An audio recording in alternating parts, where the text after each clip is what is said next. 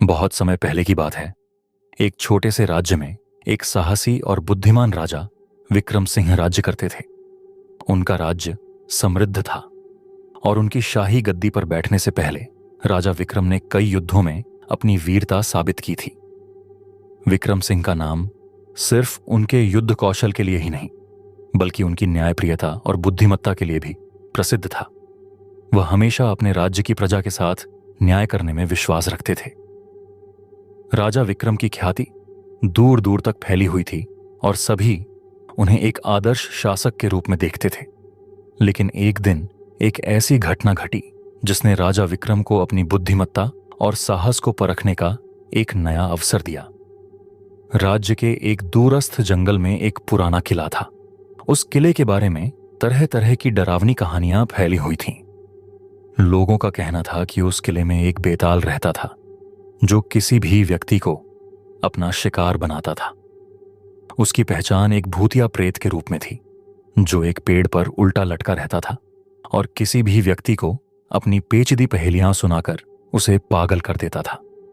राजा विक्रम ने इन सभी कहानियों को सिर्फ एक अफवाह माना था, लेकिन एक दिन एक साधु ने आकर राजा विक्रम से कहा, राजन, तुम्हारे राज्य में एक भयंकर प्रेत का वास है।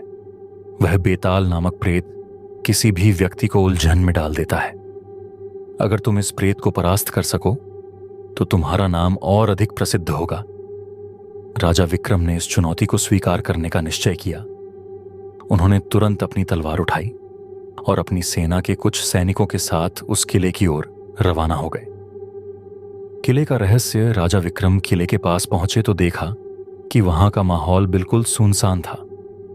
किले के भीतर घना अंधेरा था और चारों ओर हड्डियां और खोपड़ियां बिखरी हुई थीं। राजा विक्रम ने निश्चय किया कि वह बिना डर के उस किले में प्रवेश करेंगे। जैसे ही वह किले में कदम रखते हैं, अचानक किले की दीवारों से एक डरावनी हंसी की आवाज आई। विक्रम सिंह की आंखें चौकस हो गईं।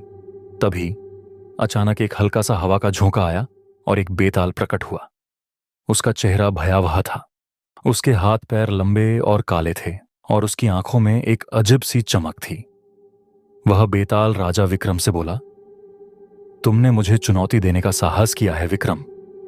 मैं तुम्हें एक पहेली दूंगा और अगर तुम इसका सही उत्तर दे पाओ तो मैं तुम्हें शांति दूंगा। अगर तुम जवाब गलत दोगे तो तुम मेरे पास हमेशा के लिए फंस जाओगे। राजा विक्रम ने निडर होकर कहा, तुमसे जो भी सवाल होगा मैं उसका सही जवाब दूंगा। पहली पहेली बेताल ने अपनी आंखें चमकाते हुए पहली पहेली पूछी। एक आदमी का नाम राम है। वह अपने गांव में अकेला रहता है। एक दिन उसे यह पता चलता है कि उसके गांव में कोई भूत है जो लोगों को मार डालता है। राम ने यह तय किया कि वह उस भूत का पीछा करेगा और उसे खत्म कर देगा। लेकिन जब वह उस भूत के पास पहुंचता है तो वह देखता है कि वह भूत उसकी ही शक्ल का है। अब राम क्या करेगा? राजा विक्रम ने पहले गहरी सांस ली और फिर सोचा। वह जानता था कि बेताल बहुत चतुर है और उसकी पहेली का सही जवाब जानना जरूरी था। थोड़ी देर बाद विक्रम ने उत्तर दिया, राम को इस स्थिति में डरने की बजाय यह समझना होगा कि वह भूत कोई और नहीं बल्कि उसकी आत्मा का ही हिस्सा है।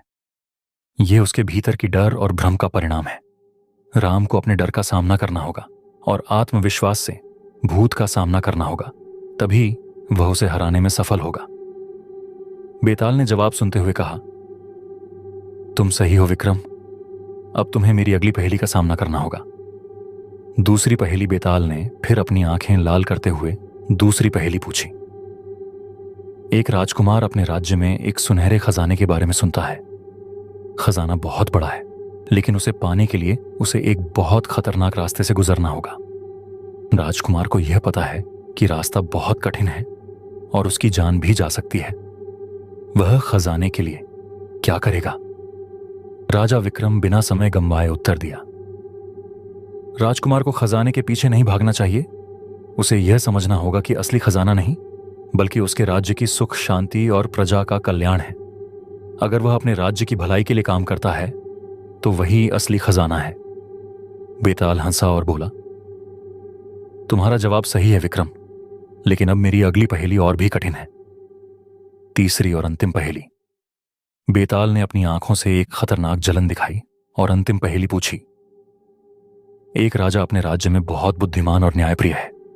वह अपनी प्रजा की भलाई के लिए हर संभव प्रयास करता है। लेकिन एक दिन उसके राज्य में एक बुरा संकट आता है जिसमें कई निर्दोष लोग मारे जाते हैं। राजा को इस संकट का सामना करना होता है, लेकिन उसे यह भी पता चलता है कि यह संकट उसके ही प्रिय मंत्री के कारण आया है। राजा को क्या करना चाहिए? राजा विक्रम ने सिर झुकाया और फिर जवाब दिया। राजा को पहले तो यह समझना होगा कि किसी भी संकट का समाधान केवल न्याय और ईमानदारी में है। अगर मंत्री दोषी है तो उसे सजा मिलनी चाहिए, क्योंकि राजा का कर्तव्य अपनी प्रजा के प्रति है। लेकिन राजा को यह भी ध्यान रखना होगा कि उसने जो निर्णय लिया है वह केवल राज्य की भलाई के लिए हो। उसे व्यक्तिगत संबंधों को अपने राज्य के कर्तव्यों से ऊपर नहीं रखना चाहिए। बेताल एक क्षण के लिए चुप हो गया। फिर उसने कहा, तुमने फिर से सही उत्तर दिया विक्रम। तुमने हर पहेली का सही समाधान दिया है। अब मैं तुम्हें शांति दूंगा। तुम मेरे द्वारा दी गई चुनौती को पार कर चुके हो और अब तुम कभी भी मेरे हाथों से नहीं फंसोगे। बेताल का अंत जैसे ही बेताल ने यह कहा, उसका रूप धीरे धीरे बदलने लगा। उसकी कटी फटी हड्डियां सही हो गईं और उसका चेहरा शांति से भर गया। वह हंसते हुए विक्रम की ओर देखता हुआ गायब हो गया। राजा विक्रम ने महसूस किया कि बेताल के जाने के बाद वह खुद को और अधिक साहसी और समझदार महसूस कर रहे थे। उन्होंने अपने राज्य में लौटकर शांति और न्याय की स्थापना की और प्रजा को यह सिखाया कि सही निर्णय लेना और बुद्धिमत्ता से काम करना ही असली साहस है। इसी के साथ कहानी समाप्त होती है। कहानी अच्छी लगी हो तो लाइक जरूर करें। यदि आप इसका दूसरा पार्ट देखना चाहते हैं, कमेंट जरूर करें।